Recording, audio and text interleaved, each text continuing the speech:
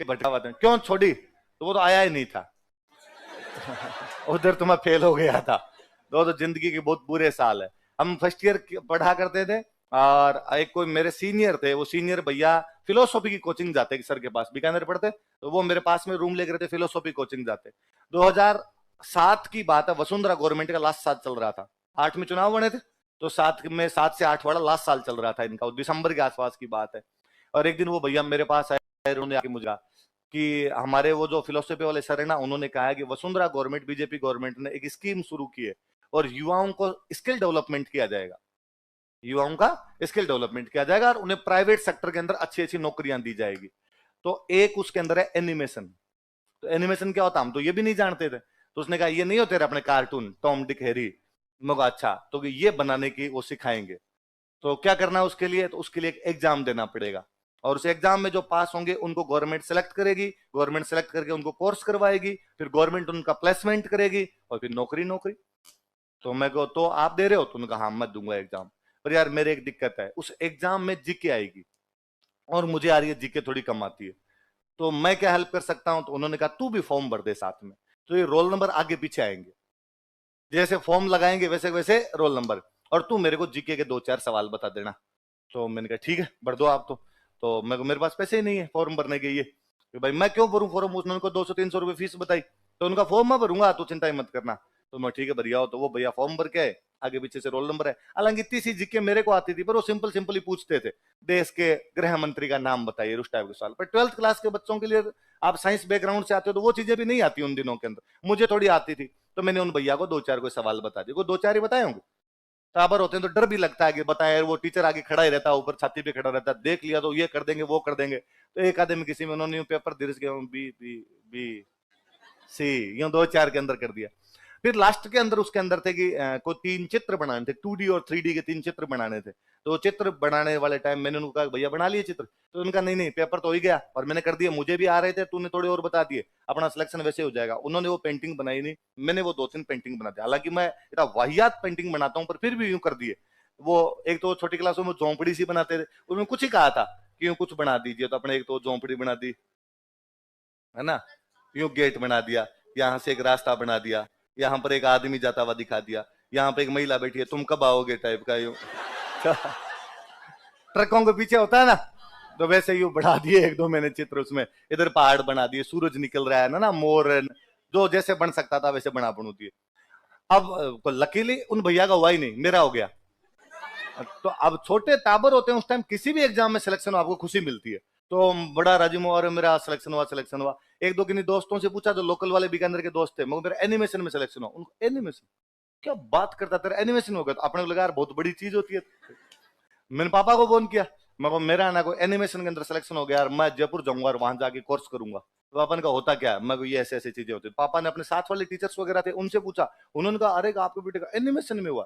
तो हमारे पूरे परिवार को लगा कि अब तो भयंकर वाली चीज। मैंने किसी एक आधे से और से पूछा कि ये नौकरी मिलेगी कहाँ, कहाँ जाएंगे? तो उसने कहा हॉलीवुड। तो अपने को लगा कि अपने नाम के आगे थोड़े दिनों बाद लगेगा Rajveer Singh Los Angeles, Bikaner to LA, अपने डायरेक्ट उधर की यात्रा करेंगे। अब उसकी फीस पता लगाई तो फीस 1.5 लाख रुपए 1 साल की। उस टाइम 1.5 लाख रुपए 1 साल की है ना, आपसे तो मतलब कोचिंग अब लेते हैं हम, वो देख लो 2008 की बातें हैं।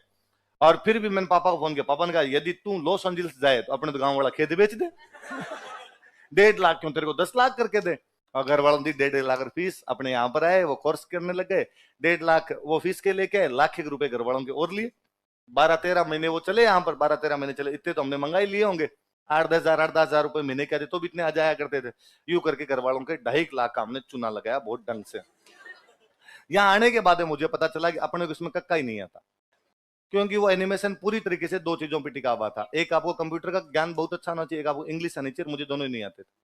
इंग्लिश, हम ग्रामीण पृष्ठभूमि से थे, हमारा और इंग्लिश का दूर दूर तक कोई रिलेशन नहीं आपस के अंदर। कंप्यूटर कभी मैंने तो चलाया ही नहीं था, मेरे आज भी नहीं आता, तो उस टाइम तो क्या ही आता होगा। तो वो दोनों ही नहीं आते। अब वो टीचर जो भी आते क्लास में वो इंग्लिश में बोलते, और वो बाद में कहते कंट्रोल जेड करो, तो अब हम देते कंट्रोल किधर है, जेड किधर है, वो उसमें बिठा भी देते, तो अब कंट्रोल कर देते तो जेड नहीं होता, जेड कर दिया तो कंट्रोल नहीं। तो उसने कहा दोनों एक साथ कीजिए, तो नहीं हुआ। तो धीरे धीरे आप थोड़े दिन तो हम क्लास में गए, बाद में हमें पता चला कि यार ये वाला समझ में नहीं आता। अब घर वालों को कदे कि ये वाला समझ में नहीं आता, घर वाले जूते मारे, घर वालों को डर लगता था भयंकर, तो बंक मारने शुरू कर दिया, जाना उनके अंदर बंद किया। तो लास्ट में पेपर हुए, पेपर में फेल होने थे, हमें दिख ही रहा था, तो उसके अंदर फेल हो गए। फेल हो गए तो हमको 10 एक लोग थे जिनका प्लेसमेंट नहीं हुआ, बाकियों का तो प्लेसमेंट हो गया था। तो मैं वापस चला गया, मैंने जाकर भाई नहीं पार पड़ी मेरी, तो उधर प्लेसमेंट वगैरह तो मेरा नहीं हुआ। एक अच्छा हमारे लिए रहा कि 2008 में बहुत भयंकर रिसेशन आया था। 2008 में रिसेशन आ गया था, आर्थिक मंदी। तो मंदी आई थी, उस साल प्राइवेट नौकरियों ने फायर करने शुरू किए थे। तो यूं डेली सुनते कि टाटा ने इतने लोग निकाल दिए, इन्फोसिस ने इतने लोग निकाल दिए, फलानी कंपनी ने इतने लोग निकाल दिए। तो हमारे पास बहाना था, हमने जाकर इस बार रिसेशन थी तो उन्होंने प्लेसमेंट किए ही नहीं, तो उन्होंने आधों को लिया, आधों को तो छोड़ दिया। हालांकि मन ही मन हम जानते थे लखन नहीं थे अपने आधों में भी आने के लायक। तो फिर वापस जाके बाद में बीए में फॉर्म भरा था। तब भी मेरी खूब इच्छा थी कि भाई, तब तक बीएससी की डेट निकल चुकी थी, क्योंकि मैं दोबारा यदि बीएससी शुरू करता, बीच में गैप आया, एग्जाम नहीं दिए मैंने उधर बीएससी के, गैप आया हुआ था, तो मुझे लगा यार बीएससी का तो फॉर्म भरा नहीं जाएगा। तो मुझे किसी ने कहा तो बीए में मैथ्स ले सकता है, मैथ्स, एक मैथ्स, दो सब्जेक्ट हिस्ट्री और पब्लिक टाइप के वैसे कोई सब्जेक्ट ले ले। पर वो फिर पता चला कि नहीं, वहां पर वो सीटें भी फुल थी मैथ्स की, पता नहीं ले नहीं सकते थे, ऐसा कुछ था। तो बाद में सिंपल जो ग्रेजुएशन होती है उधर ग्रेजुएशन में था हमारा। तो उधर तो बात 2 एक साल यूं काटे, इतने में इधर ये वैकेंसी आई हुई थी, यहाँ दिलीप सर के पास आए। यहाँ आके सर के पास, सर को कहा कि भाई आरएस की तैयारी करनी है। सर ने कहा सब्जेक्ट क्या लोगे? अब अपने को ये भी नहीं पता क्या लेने होते हैं। तो हमने पूछा आप क्या पढ़ाते हो? सर ने कहा मैं हिस्ट्री पढ़ाता हूँ। हाँ हम हिस्ट्री लेंगे। तो सर ने कहा एक और लेना पड़ता है। अच्छा 2 लेने पड़ते हैं क्या? तो आप और भी पढ़ाते होंगे? सर ने कहा हम फिलोसफी पढ़ाता हूँ। हाँ हम फिलोसफी लेंगे। तो हमने 2 सब्जेक्ट ले लिए। हिस्ट्री जब सर से पढ़नी शुरू की तब समझ में आई बात, अपना वास्तविक जन्म इसी के लिए हुआ है। अपने मैथ्स में फालतू में माथा ही मार रहे थे। उससे पहले मैं घर पे, मेरे कोई फ्रेंड आ जाते उनको मैं मैथ्स पढ़ाता था। कोई आ जाता कि ले यार थोड़ी उस एग्जाम की तैयारी कर रहा हूँ, रेलवे दे रहा हूँ, ये दे रहा हूँ, थोड़ी मैथ्स पढ़ा दे, लो मैं पढ़ा देता हूँ।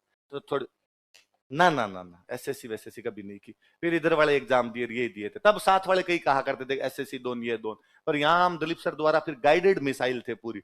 और सर का कहा हुआ था कि भाई केवल आरएस और आईएएस के अलावा बाकी फॉर्म अपने नहीं भरने। तो बाद में तो फॉर्म ही नहीं भरते थे। बीएड नहीं करनी तो नहीं करनी, तो मैं तो एमए नहीं करनी, तो हमने एमए नहीं की। तो मेरे तो एमए, मैं एक बार यूं ही कोई नेट का फॉर्म साथ वाले ने भर दिया था, उसके साथ में नेट का एग्जाम देने चला गया, मेरी नेट हो गई जेआरएफ। जेआरएफ होती है नेट में। अब मैं बड़ा राजी हुआ, मेरी जेआरएफ हो गई, जेआरएफ हो गई। तो किसी ने समझाया कि मांगते इसके लिए एमए चाहिए होती है। बिना एमए के जेआरएफ नहीं मानी जाती। मैं को ये तो की नहीं। तो बाद में सर से मैंने दिन डरते डरते पूछा कि मैं एमए कर लूंगा। सर ने कहा क्या करेगा आप एमए करके तुम?